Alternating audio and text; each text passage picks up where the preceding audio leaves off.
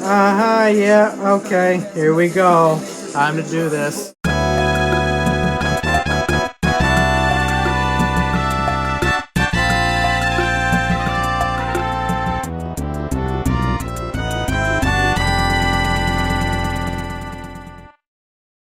Hey everyone, welcome back to the channel.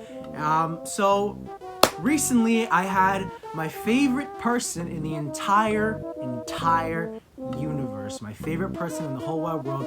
I know you're watching this, you know who you are, Pumpkin. They know that me, personally, I'm very I like to criticize movies. I'm very scrutinizing with, I guess that's the word, I'm very scrutinizing with movies, especially horror. Personally, I think horror is one of the worst genres of film, in my opinion. It is one of the worst, one of the most misused, and one of the most it's a horrible genre. It's a horrible genre. There's only a couple of good movies that have come out of the horror genre. The Shining, Hereditary, in my opinion, was the last good horror movie ever made. There hasn't been a good horror movie ever since Hereditary. But recently, my favorite person, like I just said at the beginning, recommended me a very, very new, very recent movie, and that is Talk to Me. This movie was recommended to me by that person, and they told me that this movie was very good and that I would probably like it, and that, you know, they really liked it and they really said it was good. So I have just seen the movie. I just turned off the TV. I just finished watching it. So take my hand and we are going to be reviewing Talk to Me. I let you into me. Like I said in the intro, I think horror is one of the worst genres of film. From hot garbage slashers to generic cliche psychological thrillers, horror is the most difficult genre to get right. And that is totally reasonable, considering you've got to strike the right chord in your audience to truly scare them. I can count the number of horror films that have truly scared me on one single hand. The Shining, The Blair Witch Project, and Hereditary are the only films that I can say really terrified me. And the sad thing is that it's so easy to scare people with some of the most generic material. Movies like It 2017 or The Conjuring are so universally respected films because they touch on the most mundane subjects of horror. Scary monsters, powerful ghosts, and ruthless demons litter the majority of incredibly famous horror films because, of course, anybody would be afraid of these things. But I truly think horror is so much more than this. So when my favorite person recommended the 2022 film Talk to Me, I only agreed to see it because, well, I love them. Talk to Me is a film directed by Danny and Michael Filippo, who you may know as the owners of the YouTube channel Raka Raka. They were known for making parody videos featuring Ronald McDonald as a ravenous serial killer monster. Yeah, that's a good sign. Well, what is the film about? A group of teenagers discover an embalmed hand which once belonged to a psychic Satanist, I think, and they learn that the hand has the ability to let them talk to dead spirits and... Once I realized where the plot was headed, it completely took me out of the entire thing and I could no longer take it seriously. I mean, for God's sake, how many more times are we going to do this thing that allows you to talk to dead spirits and it turns out the spirits are bad and evil bullshit? The Shining is the only movie that takes this concept and does it perfectly and uniquely, and Hereditary was the last movie to do it in the least stupid way possible. The whole gimmick of the movie is you grab this stiff-ass hand and talk to it in order to let it possess you. Okay. I'm glad they went for this more unique take on an Ouija board. Alright, so I literally just found this out during recording, but apparently it was originally going to be an Ouija board, but one of the directors was like, hey, that's a stupid idea, how about we make it into a hand? And so they sculpted the hand that was in the movie, so last minute they made the movie a little less stupid. I thought I'd just throw that in, but anyways, back to the thing. But Jesus, it doesn't change the fact. Your movie is still about communicating with demons from beyond the grave. Yippee. Although I will say one good thing about the movie.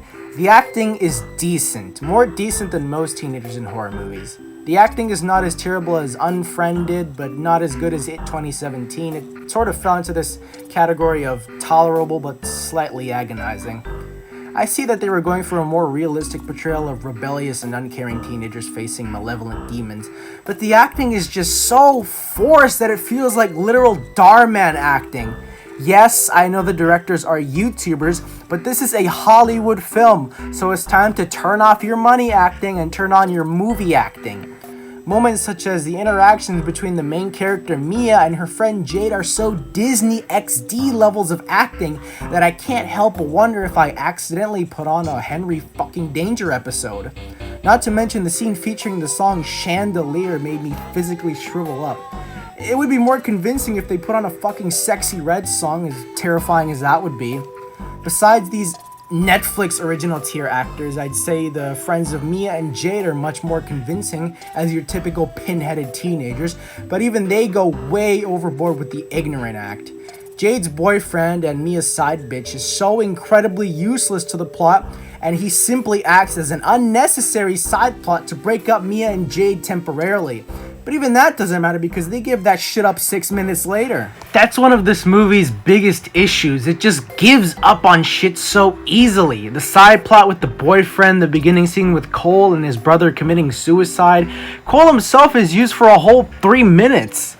The interactions between these characters genuinely feels like Sims levels of engagement. Pick them up, then put them down, then move on. Again, it's all so damn forced. As the friends continue to fuck with the hand, the youngest boy, Riley, takes a turn despite her older sister's warnings not to, and predictably the spirit fucks him up and nearly kills him because he's the youngest and can be used as easy sympathy. Why was he the only one of them to get his ass whooped by the spirits and not literally every other sap in the room? So after Riley gets comboed to near death, Mia feels guilty because she was the one who let him do it. Also, there's a major side plot about Mia's mother being dead and communicating with her through Riley while he was being possessed. Also, I think Mia is Riley and Jade's adoptive sister. I don't know. The movie doesn't seem to care, so why should I? After this, Mia takes the hand home and uses it to talk to her mom again. Yeah, I gotta push this plot forward, I guess. In predictable fashion, now Mia is being haunted wherever she goes because she kept fucking with the hand, seeing her mom and various other dead people.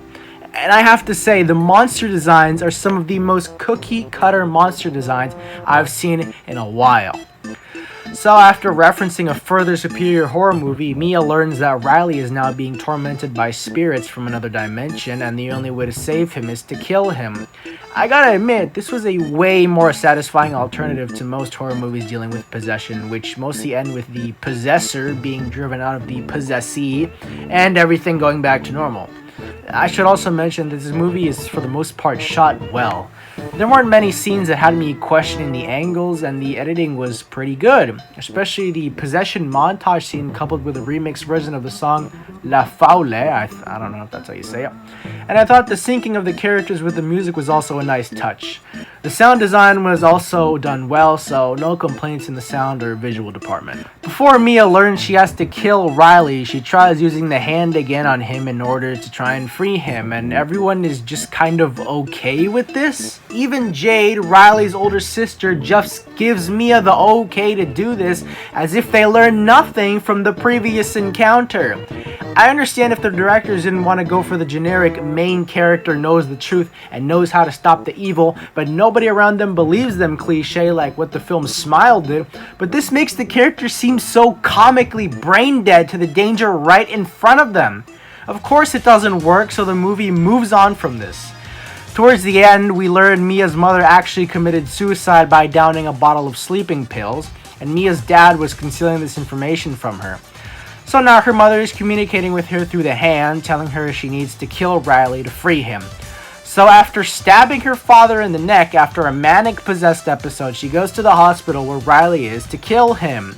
I should mention that the spirits are still hard at work smashing Riley's brains in, so it seems like he really is being tortured by the spirits.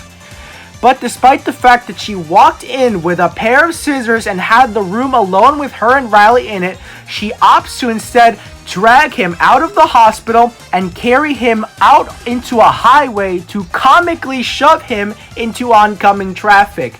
If you couldn't stab him to death in the hospital, why would you drag him out onto the sidewalk to push him into an oncoming car? If you can't bring yourself to stab him to death, why not just plug or cut his fluids? Why all this effort? I'll tell you why. Because before she can throw him, Mia's mom shoves her into the road and kills her. Now, the movie previously established that whoever possessed these spirits will keep said spirits if they die, so the end of the movie reveals that now Mia is a permanent spirit of the hand and reveals that a bunch of other dudes are fucking with another hand and now she's a spirit. Oh boy, the end. While I did think the ending was unique and subverting of my expectations, everything that happened prior was just so cheesy and predictable. I don't think this scene surprised me as much as the directors probably wanted.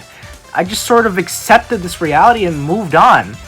I guess we can add the film to the list of generic possession horror films. So much for everything that was worked towards the end of the movie, because if you asked me to summarize this movie to you, I would have had a hard time doing so because it was so cliche that I would have already forgotten. Overall, Talk to Me was a generic possession movie that had some unique elements but ended up borrowing elements from movies that did it better and did it worse. Although I hope to see the Filippo brothers improve in the future, because clearly they're good in the visual, sound, and editing department, and they could genuinely make a good film with these talents. I'll give it a 4 out of 10. That's it.